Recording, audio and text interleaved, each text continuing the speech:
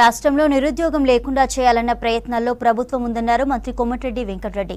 గత ప్రభుత్వం పేపర్ లీకేజీలతో నిరుద్యోగులకు అన్యాయం చేసిందని మండిపడ్డారు.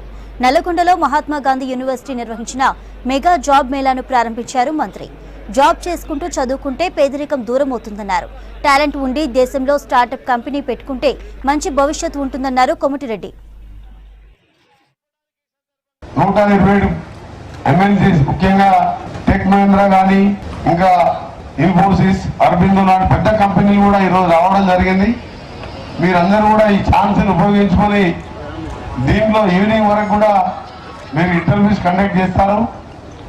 డెఫినెట్గా మీ అందరూ కూడా ఏంటంటే తప్పకుండా ఇప్పుడే వాళ్ళు చెప్పినట్టు టీ శాఖ వాళ్ళు మినిమం 1 lakh నుంచి 12 lakh ప్యాకేజ్ వరకు ఈ జాబ్ చేసుకుంటూ మీరు ఇంకా చదివే స్టూడెంట్స్ వాళ్ళు ఇంకా చదువుకుంటూ జాబ్ చేసుకుంటూ మీ తల్లిదండ్రుల మీద భారం పడకుండా ఈ జాబ్ మేళా నిర్వహిస్తున్నాం.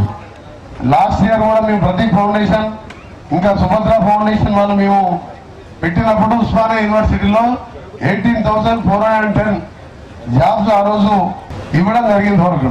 ఆ శాలరీస్ ఏంటంటే 3 lakhs నుంచి 15 lakhs ప్యాకేజ్ వరకు ఇవ్వడం జరిగింది ఆ రోజు మేము. ఆ తర్వాత జేఎన్టీలో కూడా దాదాపు 10,000 మెంబర్స్ పైగా ఎంప్లాయ్మెంట్ ఇచ్చుకుంటూ అలా పూర్ స్టూడెంట్స్ కూడా ట్రైనింగ్ ఇచ్చే కార్యక్రమం కూడా చేశాం.